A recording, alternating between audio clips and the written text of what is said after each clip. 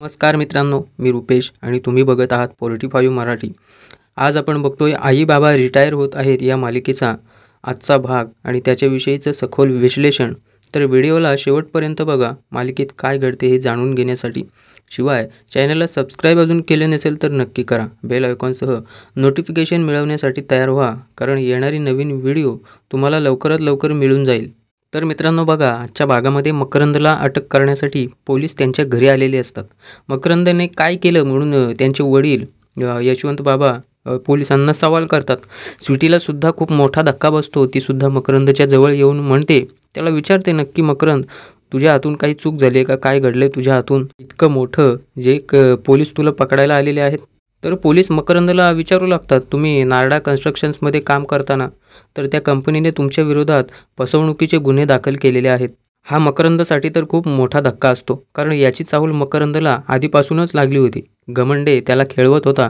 Middle ईस्टला जाण्यासाठी promotion जेव्हा मिळणार होतं मकरंदला, त्याच्यावरून हे अडथळे जेव्हा येत होते, तेव्हाच मकरंदच्या एक गोष्ट लक्षात आली होती की त्याचं प्रमोशन काही होणार नाही।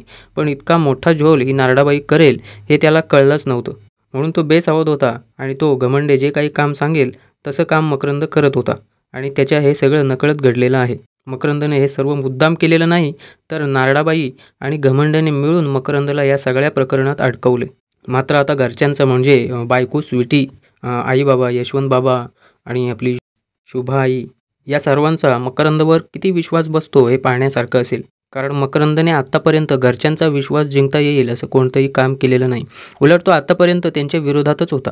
मग आता मकरंदला घरच्यांची गरज भासते। बघूयात घरचे त्याच्या पाठीशी कशा प्रकारे खंबीरपणे उभे राहतात। कारण मागे स्वीटी जेव्हा जेलमध्ये गेली होती, तिच्यावर जेव्हा अटक होण्याची वेळ आली तेव्हा मात्र मकरंदने कोणत्याही प्रकारचा पुढाकार घेतला नव्हता। साधा फोन करून सुद्धा त्याने स्वीटीला विचारलं नाही किंवा तिच्याकडे गेला नाही चौकशीसाठी।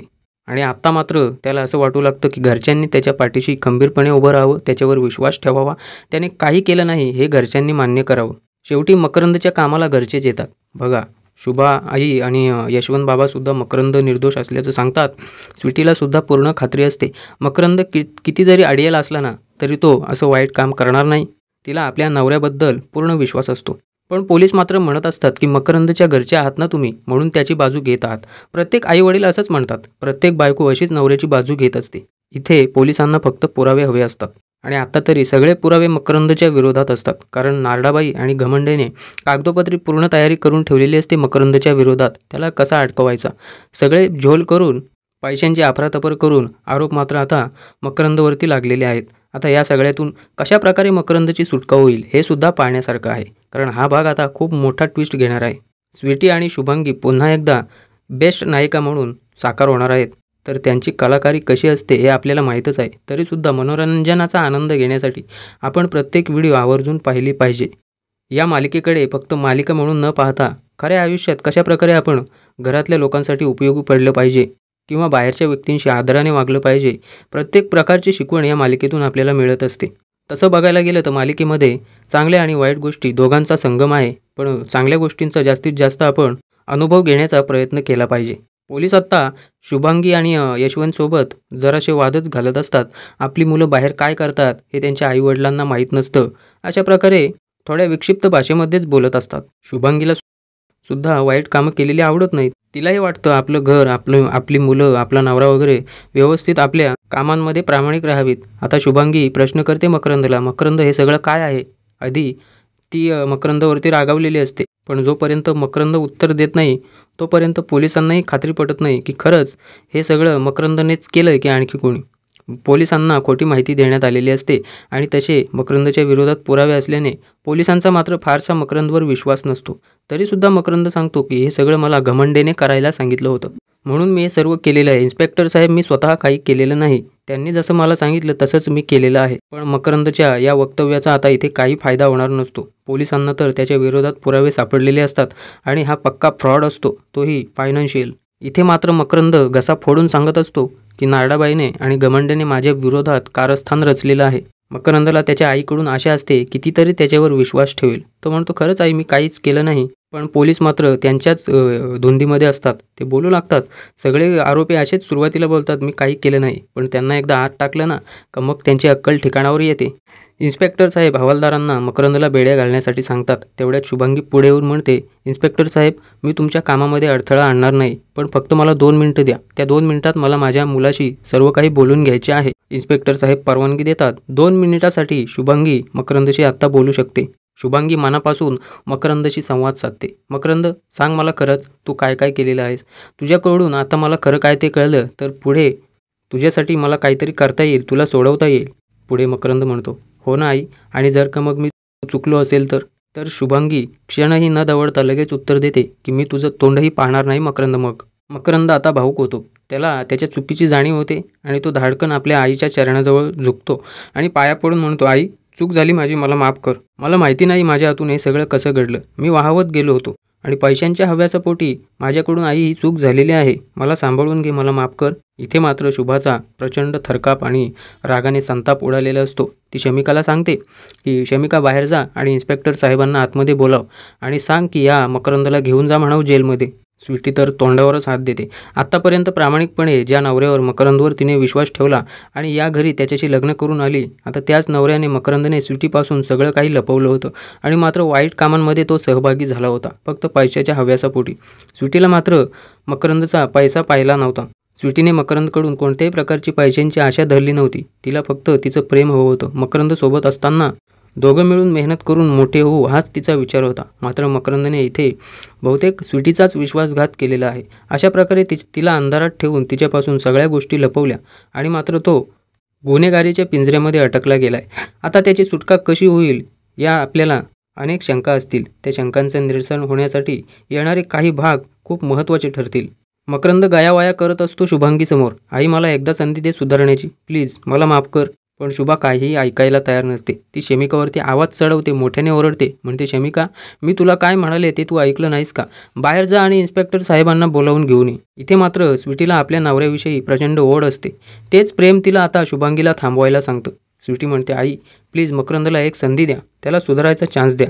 स्वीटीसुद्धा आता शुभांगीच्या चरणावर झुकते आणि पाया पडून म्हणते की मकरंदसाठी एक संधी द्यायला हवी. शुभांगी मात्र स्वीटीला पाया पडून देत नाही. ती बिंदास्त म्हणू लागते, स्वीटी, ही काही मकरंदची पहिलीच चूक थोडी आहे.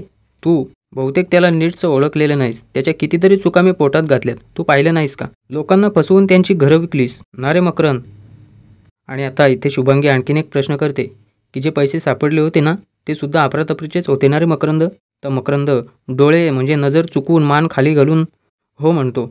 जसं मकरंदच्या तोंडातून हो निघतं तसं धाडकन आपली शुभांगी मकरंदच्या कानाखाली खेचते आणि म्हणते, तुला लाज वाटत नाही का हो म्हणायला? ती कानाखाली मारलेली इतकी जोरात असते की स्वीटी, सीमा आणि शमिका यांना खूप म्हणजे असं लागल्यासारखं वाटतं. पण एक आई म्हणून शुभांगीने हे अगदी योग्य केलेलं आहे. प्रेक्षक म्हणून आपण हे पाहू शकतो, समजू शकतो. पण आता मकरंदने जी चूक केलेली आहे ती चूक नाही तर तो एक मोठा प्रचंड गुन्हा आहे. खरंच त्याची यातून सुटका होईल का की तो तुरुंगवास भोगेल? शुभांगी ओरडून ओरडून मकरंदला विचारते, अरे मकरंद, तू असं का केलंस? मकरंद आता रडायला लागलेला असतो आणि आईला म्हणतो, आई, खरंच मी तुला सांगतो खरंच की मीच काही केलं नाही. तर त्यात मकरंद सुद्धा आपलं याचा घमंडेचा सुद्धा सहभाग होता. त्याने मला अटकवलं याच्यात. शुभांगी म्हणते, त्या घमंडेने सांगितलं म्हणून तू करायचंस का? पण तू तुझी अक्कल कुठे घाण ठेवली होतीस? आणि या स्वीटीची येता जाता अक्कल काढत असतोस तू, तिला मूर्ख म्हणतोस. आणि मग आता वेळ आली तेव्हा स्वतःची अक्कल कुठे घाण ठेवली होतीस तू? पुढे शुभांगी म्हणते, अरे मकरंदा, ज्या बाईने आपलं घर लाटलं होतं, लुबाडलं होतं आपल्याला, त्या बाईवर तू आपल्या घरच्यांपेक्षा जास्त विश्वास ठेवलास. हे कसं काय करू शकतोस तू? ते शुभांगी म्हणते, मी सांगते ना मकरंद तुला, तिने काय केलं तुझ्याबरोबर ते. तिने तुला मिडल ईस्टला पाठवण्याचं गाजर दाखवलं, प्रमोशन करण्याचं, आणि तू ओरळून गेलास. तिने तुला तिच्याकडे नोकरीला ठेवलं आणि घमंडेकडून तुला कामाला लावून अफरातफर करून घेतली. आणि हे बघ मकरंद, आता त्या नारडाबाईचे पैसे जेव्हा आम्ही परत केलेत ना, तेव्हा तिचं पित्त खवळलंय बघ, म्हणून ती बदला घेण्यासाठी आता तुला अटकवती. आणि आता तर त्या नारडाबाईचं हे घरसुद्धा हातातून निसटून गेलेलं आहे. तिचा कायमचाच डोला होता या घरावर, आणि म्हणून तिने तुझे हे अफरातफरीचे प्रकार समोर आणलेले आहेत बघ. इथे मकरंद अजूनही तेच म्हणतो, आई, पण या सगळ्यात माझी काय चूक आहे? मकरंदने सर्व काही केलेलं असतं, फक्त घमंडेने सांगितलेलं असतं. पण शुभांगी म्हणते त्याप्रमाणे मकरंदने स्वतःची अक्कल वापरलेली नसते. आता मकरंद जेव्हा म्हणतो माझी काय चूक आहे, तेव्हा पुन्हा एकदा शुभांगी जोराची थाडकन कानाखाली त्याच्या लावून देते आणि म्हणते, तुला लाज नाही वाटत का माझी काय चूक आहे म्हणायला? पुन्हा एकदा तेवढाच मोठा आवाज झालेला असतो.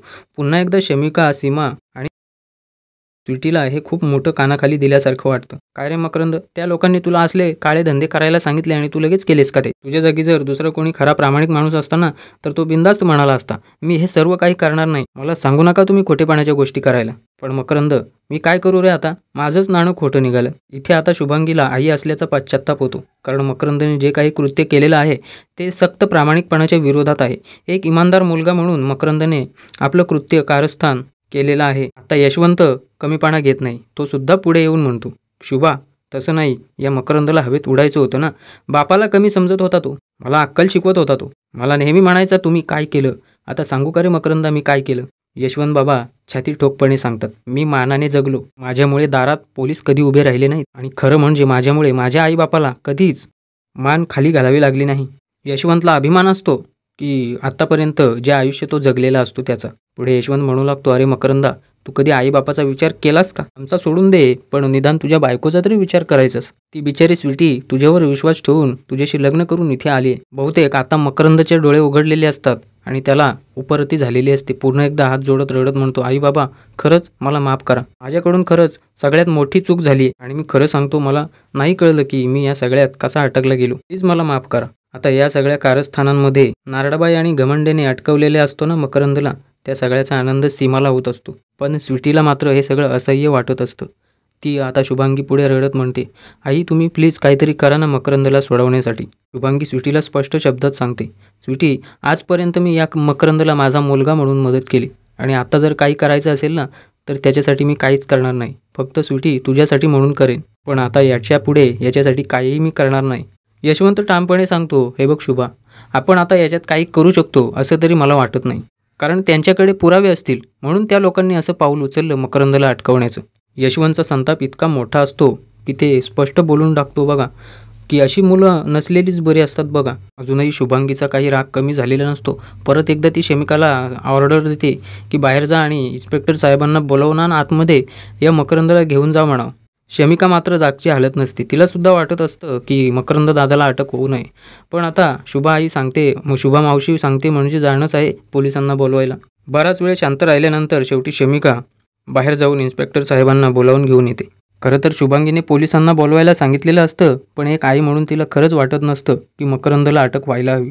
तिच्या डोळ्यामध्ये अश्रू येत असतात जेव्हा मकरंदच्या हातामध्ये बेड्या पडत असतात. मकरंदला पोलीस घेऊन गेल्यानंतर सीमा लगेच तिकडे घमंडेला फोन लावते आणि त्याला सांगते की घमंडे, तुमच्या मॅडमने आमच्या घरी पोलीस पाठवले होते आणि मकरंदला अटक करून घेऊन गेलेत पोलीस. तर घमंडे हा खूप चालाक, धूर्त आणि चतुर माणूस असतो. तो म्हणतो, अहो मॅडम, आता आमच्या मॅडमने खेळ खेळायला सुरुवात केलेली आहे. प्रेक्षक म्हणून आपल्याला असं कधी कधी वाटत असावं की त्या नारडाबाईच्या आधी या घमंडेची चांगली जिरली पाहिजे. इथे घमंडे म्हणतो, मॅडम सावध राहा, कदाचित तुमचा नंबर असू शकतो पुढचा. इतकं म्हणून घमंडे फोन ठेवून देतो आणि इकडे मात्र आता सीमा खूप घाबरून जाते. सीमाला सुद्धा कदाचित जाणीव होत असावी की तिने किती चुकीच्या व्यक्तीची साथ दिली आणि घरच्यांचा विरोध केला.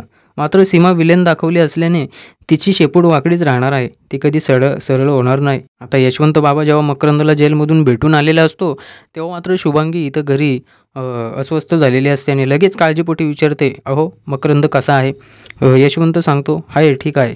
आणि यशवंत बाबांनी बहुतेक मकरंदचे डोळे वाचलेले असतात आणि ते शुभांगीला सांगू लागतात, शुभा, कितीतरी दिवसांनी मला मकरंद आज माझा मुलगा वाटला मला. जेव्हा आपण लहानपणे त्याला शाळेत सोडायला गेलो होतो ना, तेव्हा असहाय्यपणाने कसा बघत होता ना आपल्याकडे, त्याचीच त्याची आज नजर होती. हे सर्व बोलत असताना यशवंतच्या बाबाच्या डोळ्यामध्ये पाणी आलेलं असतं, पण तरीही तो मकरंद प्रामाणिक राहावा यासाठी प्रयत्न करत असतो. शुभाला प्रश्न असतो त्याचा की शुभा मला सांग, कधी आयुष्यात आपण अशी लबाडी केली होती का गं? तर आपल्या मुलांनी अशी लबाडी केली आहे बघ.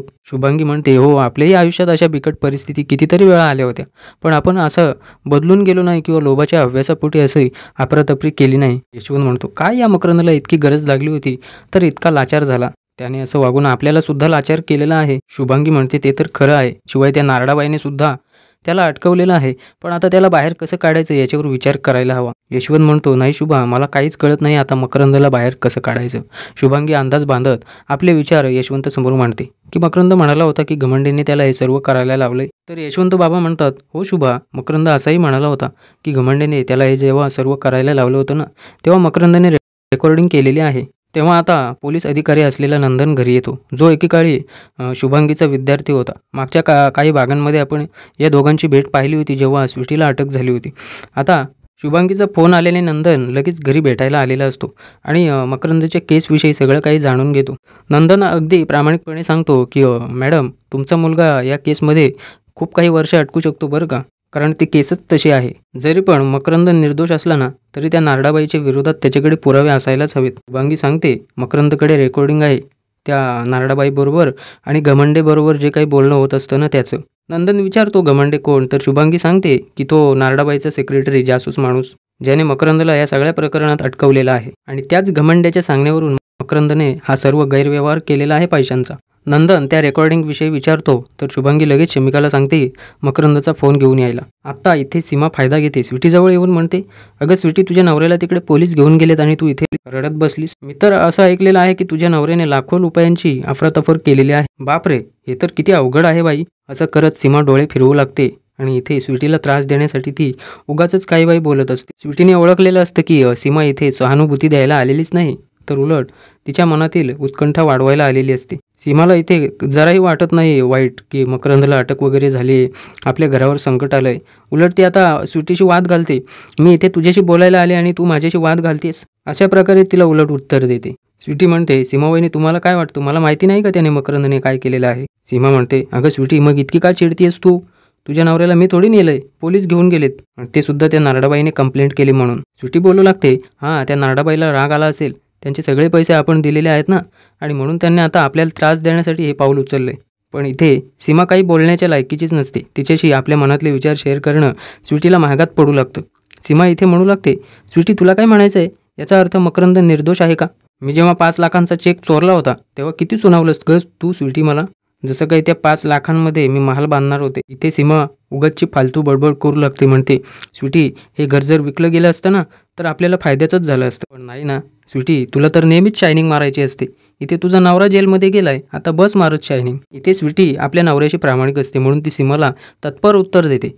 त्याचं काय आहे ना वहिनी, मकरंदने गुन्हा केलेला आहे आणि त्याने तो मान्य देखील केला. इथे स्वीटी इनडायरेक्टली सीमाला गुन्हेगार म्हणत असते, कारण सीमाने आत्तापर्यंत किती गुन्हे केलेले आहेत, किती चुका केलेल्या आहेत, पण ती मान्य करायचं नावच घेत नाही. उलट आता सीमा बघा स्वीटीच्या वक्तव्यावर काय म्हणते, मकरंदने गुन्हा मान्य केलाय म्हणजे त्याला काय आता नोबेल पुरस्कार द्यायला हवा की काय? स्वीटी म्हणते, नाही, मकरंदला पुरस्कार देण्याची काही गरज नाही, पण मला एक सांगा वहिनी, तुम्ही आतापर्यंत किती चुका केल्यात, तुम्ही त्या कधी कबूल करणार? इथे सीमा स्वतःच्या लायकीमध्ये येऊन म्हणते की हे स्वीटी, जास्त उड्या मारू नकोस, तुझ्या नवऱ्याचं कौतुक करू नकोस, तो काही फारसा सज्जन नाही. तुला आठवतंय का त्याने बोरथळचं घर विकलं होतं, आणि आता काय म्हणतेस तू त्याने गुन्हा कबूल केला? काय फार मोठी गोष्ट केली आहे का त्याने? आणि त्याने तो गुन्हा कबूल केलाय बघ कधी, जेव्हा पोलीस दारात आले तेव्हा, कळतं का तुला? म्हणून त्या मकरंदच्या महानतेचे दाखले देऊ नको स्वीटी तुम्हाला, कळतं का तुला? स्वीटी पण खूप हुशार असते. ती सीमाला आता थेट म्हणते, म्हणजे वहिनी, तुमच्यावर सुद्धा असाच प्रसंग येईल तेव्हा तुम्ही तुमचे गुन्हे कबूल कराल काय? स्वीटी एकदम शिस्तीमध्ये सीमाला तिची लायकी दाखवत असते. सीमा म्हणते, माझ्यावर असा प्रसंग काय येईल? मी काय केलंय आणि मला पकडायला पोलीस काय येतील? स्वीटी म्हणते, वहिनी, पोलीस पकडायला नाही येणार तुम्हाला, पण असा एकतरी प्रसंग तुमच्या आयुष्यात नक्की येईल की जेव्हा तुम्हाला तुमचे सगळे गुन्हे कबूल करायलाच लागतील. सीमाला मात्र 2 गोष्टी चांगल्या सांगितलेल्या कधीच आवडत नाहीत. ती आता उलट स्वीटीला बघा उलट भाषेत उत्तर देते रागावून. म्हणते, वाह, तुझा नवरा तिकडे जेलमध्ये आहे आणि मला तू इथे महानतेचे दाखले बसलेस, नीतिमत्तेचे धडे देत बसली आहेस, आणि या सगळ्याची मला नाही, तुझ्या नवऱ्याला जास्त गरज आहे. सीमा तर आली होती स्वीटीला चिडवायला, पण आता स्वतः ती तिथून चिडून गेलेली असते. आता घरी नंदन म्हणत असतो शुभाला की मॅडम, आपल्या हाती खूप मोठा पुरावा लागलेला आहे. तर यशवंत म्हणतो, म्हणजे या पुराव्याच्या आधारावर आपण त्या नारडाबाईच्या विरोधात आणि घमंडेच्या विरोधात तक्रार करू शकतो का पोलिसात? नंदन म्हणतो, नाही, या रेकॉर्डिंगवरून आपण घमंडेला अटक करू शकतो पण नारडाबाईला नाही. पुढे यशवंत म्हणतो, मग मकरंद निर्दोष आहे हे कसं सिद्ध होईल? नंदन म्हणतो, मी सुद्धा तोच विचार करतोय, पण त्याच्यासाठी आपल्याला सगळ्यात आधी त्या घमंडेला धरावं लागेल.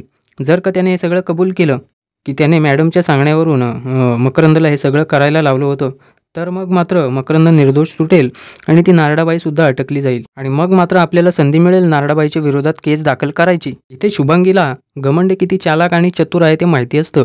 ती नंदनला म्हणते की नंदन, तो घमंडे इतक्या सहजासहजी आपल्याला सापडणार नाही. नंदन म्हणतो, मॅडम, तुम्ही त्याची काळजी करू नका, ते सर्व माझ्यावर सोपवा. कोणाला कधी आणि कसं पकडायचं ते मला चांगलंच माहीत आहे.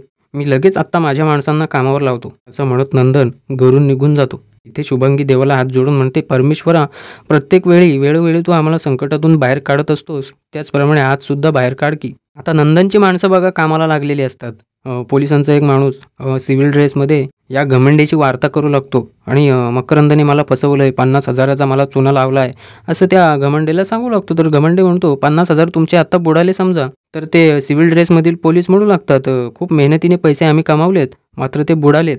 ते आता ऑफिसमध्ये आहेत का मकरंद साहेब? तर घमंडे असंच म्हणत असतो, ते आता ऑफिसमध्ये नाही, जेलमध्ये आहेत ते. तर इथे पोलीस बोलू लागतात, ते जेलमध्ये का आहेत आणि अजून कोणाकोणाला फसवले त्यांनी? तर घमंडे बोलू लागतो, ते आता इथे तुम्हाला सांगता येणार नाही. घमंडे इकडे तिकडे पाहत असतो, बाजूला कोणी आहे का हे पाहत असतो, पण सावधगिरीनेच तो जरा समोरच्या माणसाशी बोलत असतो. त्याला माहीत नसतं की समोर बोलणारी व्यक्ती पोलीस आहे आणि त्या पोलिसांनी आपल्या खिच्यामध्ये वरच्या कॅमेऱ्याचा शटर चालू ठेवलेला असतो आणि रेकॉर्डिंग सुरू असते. ते पोलीस बोलू लागतात, आम्ही आमचा प्रॉब्लेम तुम्हाला सांगितला, मात्र तुम्ही आम्हाला काहीच सांगत नाहीत. हे बरोबर नाही बरं का? तुम्ही मला बिनधास्त सांगू शकता बघा घमंडे, अजिबात टेन्शन घेऊ नका. उलट जर का त्या माणसाला मकरंदला कोणी अटकवलं असेल ना, तर आणखीनच चांगलं आहे ना ते आपल्यासाठी, कारण त्याने आपली म्हणजे आमची फसवणूक केली आहे. ते घमंडे परत आजूबाजूला बघतो आणि बोलू लागतो, अहो तुम्हाला माहिती आहे का, आमच्या मॅडमनेच त्या मकरंदला अटकवलेलं आहे आणि त्या मकरंदला अटकवण्यासाठीच तर हे सर्व केलेलं आहे आम्ही. समोरील माणसाला सावधगिरीचा इशारा देत घमंडे म्हणतो की हे कोणाला सांगू नका हां, आधीच सांगतोय तुम्हाला. तर ते पोलीस बोलू लागतात, नाही आम्ही नाही कोणाला सांगणार. घमंडे म्हणतो, आमच्या मॅडम खूप चालाक आहेत, त्यांना मागून पण कळतं, त्यांना कोण ते येऊन सांगतं काय माहीत नाही, पण त्यांना सर्व गोष्टी कळत असतात, म्हणून म्हणतोय बाहेर कोणाशी काही बोलू नका. तर ते पोलीस बोलू लागतात, तुमच्या अंगाला काही चिप लावले काय त्यांनी? घमंडे चिडून म्हणतो, हो काही नका बोलू, मी येतो आता, जा तुम्ही इथून. घमंडे गाडी घेऊन निघतच असतो, पण आता सिव्हिल ड्रेसमधले पोलीस आपल्या ॲक्शन मोडमध्ये येतात आणि काचकन त्या घमंडेची कॉलर पकडतात. चल आता तू पण त्या मकरंदसोबत पोलीस स्टेशनमध्ये तुरुंगवास भोगायला. घमंडे म्हणतो, अहो तुम्ही काय करताय, कोण आहात तुम्ही, मला असं का पकडलंय? तर ते पोलीस बोलू लागतात, चला सरकारी पाहुणचार करतो तुमचा. पण इथे घमंडेला भलतीच घमेंड असते. तो म्हणतो, अहो असे कित्येक तरी पोलीस आम्ही आमच्या मॅडमने पळून लावलेले आहेत. आणि खरंच घमंडे पोलिसांना धक्का देऊन तिथून पळून जाण्याचा प्रयत्न करतो, पण समोरून नंदन येतो आणि खाटकन या नंदन घमंडेला मागे खेचतो. सॉरी, नंदन नाही, त्याचे वरचे हेड ऑफिसर. ते घमंडेला धक्का देतात आणि आता मात्र जो बिनधास्त असलेला घमंडे, त्याच्या चेहऱ्यावर मात्र 12 वाजलेले असतात. मोठे इन्स्पेक्टर साहेब बोलू लागतात आपल्या दुसऱ्या पोलीस सहकाऱ्यांना, झालं का काम म्हणून. तर ते पोलीस अधिकारी आपल्या खिशातून फोन काढतात आणि म्हणतात, साहेब हे घ्या, आपलं काम झालेलं आहे. इन्स्पेक्टर साहेबांसोबत आता यशवंत पण असतो. इन्स्पेक्टर साहेब घमंडेला मकरंदच्या शेजारी जेलमध्ये टाकायला लावतात आणि बोलू लागतात, जा घमंडे, आता थोड्या वेळाने तुझ्या मॅडमला पण घेऊन येतो. इतके दिवस शांत दिसणारा यशवंत बाबा आता तो सुद्धा फुल टू ॲक्शन मोडमध्ये असतो. आपल्या मुलांना कोणी त्रास दिला तर एक बाप किती खवळला जातो, आणि जर मुलं सच्ची असतील आणि त्यांना जर कोणी चुकीच्या वळणावर लावत असेल, आईबाप सोडून आपण जर कमी पडत असू, तर आपल्या मुलांना वठणीवर आणण्यासाठी आणि इतरांना त्यांच्या लायकीत ठेवण्यासाठी एक बाप काय करू शकतो हे दाखवण्यासाठी आता थेट यशवंत या नारडाबाईच्या ऑफिसमध्ये घुसतो. आणि प्रेक्षक म्हणून आजपर्यंत यशवंतचं हे रूप आपण याच्या आधी कधी पाहिलेलं नसेल. नारडाबाई चिडून म्हणते, मिस्टर किल्लेदार, हे माझं ऑफिस आहे, कोणती धर्मशाळा नाही. इथे येण्याची तुमची हिंमत कशी झाली मला न विचारता? यशवंत म्हणतो, मला इथे यायची हौस नाही, तुमच्यामुळे इथे येणं मला भाग पडले. तुम्ही एका हाऊसवाईफकडून हरलात, तुम्हाला याचा इतका राग आला आणि त्याच हाऊसवाईफला त्रास देण्यासाठी तुम्ही तिच्या मुलाला खोट्या आरोपांखाली जेलमध्ये टाकलं. हे नारडा म्हणू लागते, तुम्ही हे काय बोलताय? तुमचा मुलगा त्याच्या करणीने जेलमध्ये गेलाय, याच्यामध्ये माझा काही दोष नाही. तुमच्या मुलामुळे माझं जे नुकसान झाले ते कोण भरून देईल आता? इथे उलट आता नारडाबाई मकरंदवरच उलट आरोप करते. तिची भाषा अगदी उद्धट असते. मकरंदचा बाप माझं नुकसान भरून देईल का? मकरंदच्या बापाचा बाप. नारडाबाईचे हे डायलॉग अगदी शिव्यांपेक्षाही खूप मोठे असतात. पण यशवंत बाबा पण काही कमी नसतो. तो थेट नारडाला म्हणतो, माझ्या बापाकडून जर तुम्हाला काय हवं असेल ना, तर थेट तुम्हाला वरती जावं लागेल, इथे काही मिळणार नाही. इथे नारडाबाईला आता तिची अवकात कळते. किल्लेदार असं म्हणून त्यांच्यावर ओरडते. पुढे यशवंत म्हणतो, आणि एक लक्षात ठेवा, मकरंदच्या बापाकडून तर तुम्हाला काहीच मिळणार नाही, कारण तुम्ही शुभाचा बदला घेण्यासाठी मुद्दाम मकरंदला खोट्या आरोपांमध्ये अटकवलं, त्याच्यावर दबाव आणलात आणि त्याच्याकडून चुकीच्या गोष्टी घडवून घेतल्यात ना. इथे नारडाबाई हात झटकायला बघते बघा. आता जर यशवंत बाबाकडे काही पुरावे नसते तर ती हात झटकून मोकळी झाली असती. ते आता बघा काय म्हणते, काय मिस्टर किल्लेदार, तुमचा मुलगा लहान आहे का? आम्ही त्याच्यावर प्रेशर आणेन किंवा चुकीच्या गोष्टी करून घेईन. इथे यशवंत बाबा पण फुल तो आत्मविश्वासाने म्हणत असतो, नारडाबाई, आमच्यासारख्या सामान्य माणसाने तुमच्यासारख्यांचा आत्मविश्वास ठेचून काढला, तुमचा अहंकार ठेचून काढला, म्हणून तुम्ही बदला घेण्यासाठी कोणत्याही थराला जाल आणि पैशाची ताकद दाखवून तुम्ही आम्हाला अटकवण्याचा प्रयत्न केलात का? तर इथे नारडाबाई ती पण जोशमध्ये म्हणते, ठीक आहे, मी हे मान्य करते की माझी पॉवर वापरून मी तुम्हा सगळ्यांना अटकवलं आहे, पण तुम्ही कसं सिद्ध करणार आहे? तर आत्ता दरवाजाच्या मागे इन्स्पेक्टर साहेब उभे असतात, पण नारडाबाईला काही माहीत नसतं आणि तिचा हा डायलॉग झाल्यानंतर ते एकदम अचानक आतमध्ये येतात आणि नारडाबाईचा चेहरा मात्र उतरतो.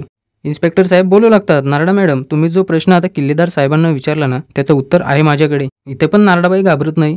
ती पण वर तोंड करून म्हणते की काय सिद्ध करणार आहेत तुम्ही? इन्स्पेक्टर साहेब फुल टू मकरंद आणि यशवंतची बाजू घेऊन म्हणतात नारडाबाईला की हेच की तुम्ही तुमची पॉवर वापरून इथे मकरंदला अटकवण्याचा प्रयत्न केला आणि इतकंच नाही तर त्या सगळ्याचा पुरावा आहे माझ्याकडे.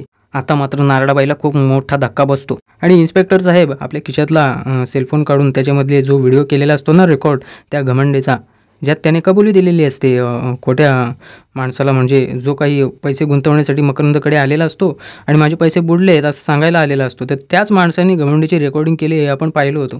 आणि तीच रेकॉर्डिंग आता फुल टू ही नारडाबाई पाहते की आमच्या मॅडमनेच त्या मकरंदला या सगळ्यात अटकवलं आहे. तर इथे पण नारडाबाई नाकबूल जाते, म्हणते तुम्ही यांनी काय सिद्ध करणार आहात?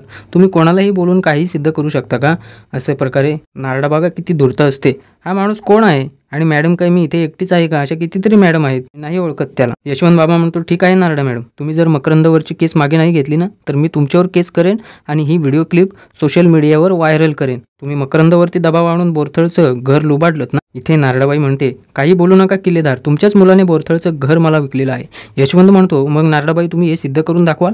तर अशीच कंप्लेंट करेन ना की मकरंदवर तुम्ही दबाव आणून ते घर विकायला लावलं, म्हणून आमच्या संमतीशिवाय त्या कागदांवरती सह्या केल्या मकरंदने. घर आमच्या नावावर होतं तरीसुद्धा मकरंदची सही घेऊन तुम्ही ते विकत घेतलं. हा सगळ्यात महत्त्वाचा आणि पहिला फ्रॉड आहे तुमचा. आता मात्र नारडाची बोलती हळूहळू बंद व्हायला लागते. इन्स्पेक्टर साहेब म्हणू लागतात मॅडम तुम्ही कितीही नाकबूल गेलात ना, तरी घमंडे इथे काम करतो की नाही, त्याच्या अकाउंटमध्ये सॅलरी इथून जमा होती की नाही, हे सिद्ध करायला आम्हाला वेळ लागणार नाही. त्याच्यामुळे तुम्ही आम्हाला सांगू नका की तो माणूस नक्की कोण आहे. म्हणून सांगतोय कबुली द्या आणि माझ्या टीमने त्या घमंडेच्या अकाउंटचे डिटेल्स काढलेच असतील आणि तुम्ही त्याला किती पॅकेज वगैरे पगार वगैरे दिलाय ना, ते सर्व आता मिळेलच मला. इन्स्पेक्टर साहेब आता शेवटचं सांगतात नारडाबाईला की मकरंदवरची तक्रार मागे घ्या म्हणून, नाहीतर हे सर्व सोशल मीडियावर जाईल आणि याचा परिणाम तुमच्या कामावर आणि तुमच्या बिझनेसवर काय परिणाम होईल याचा अंदाज तुम्हाला येणार नाही, असं बजावून सांगतात. हे न कळण्या इतके तुम्ही मूर्ख तर अजिबात नाही ना, असं इन्स्पेक्टर साहेब नारडाला सांगतात. आत्ता नारडाबाईची इथे हार झालेली असते. खूप विचार केल्यानंतर ती म्हणते ठीक आहे मी केस मागे घेते. यशवंत पुन्हा बजावून सांगतो याच्या पुढे माझ्या घराकडे किंवा माझ्या घरातल्या कोणत्याही व्यक्तीकडे चुकून जरी तुम्ही वाकड्या नजरेने पाहिलंत ना, तर गाठ माझ्याशी आहे. लक्षात ठेवा एक गोष्ट, मी खूप साधा माणूस आहे, प्रामाणिक आहे, पण माझा खरेपणा तुमचं हे अख्खं साम्राज्य धुळीला मिळवेल एवढी ताकद आहे आमच्यात. आणि आम्ही सामान्य माणसं काय करू शकतो हे माझ्या बायकोने, जी एक साधारण हाऊसवाईफ आहे, तिने सिद्ध करून दाखवलंय. म्हणून सांगतो याच्या पुढे तुम्ही आमच्या वाटेला न गेलेलंच बरं आहे. इन्स्पेक्टर साहेबांना सुद्धा या सामान्य माणसाचा यशवंतचा अभिमान वाटत असतो. आता दोघे जण तिथून निघून जातात. इथे नारडाबाईची प्रचंड मोठ्या प्रमाणात हार झालेली असते. इथे आता नारडाबाईचं म्हणणं असतं की तिला आयुष्यात कितीतरी खोटारडी माणसं भेटली, त्यांच्याशी तिचे वादविवाद झाले, दुश्मनी झाली, पण अशा प्रकारे खऱ्या माणसाशी पहिल्यांदाच तिचा सामना झाला आणि त्या खऱ्या माणसाकडून तिची हार झाली, याचा तिला खूप त्रास होतो. तर मित्रांनो, हा होता आजच्या भागाचा प्रचंड मोठ्या प्रमाणात आणि काहीतरी शिकवण देणारा, 11 सप्टेंबर थरकाप उडवणारा भाग. तर कसा वाटला नक्की सांगा कमेंट करून. व्हिडिओ आवडली लाईक शेअर करा, सबस्क्राईब करून पुढच्या व्हिडिओसाठी तयार राहा. धन्यवाद.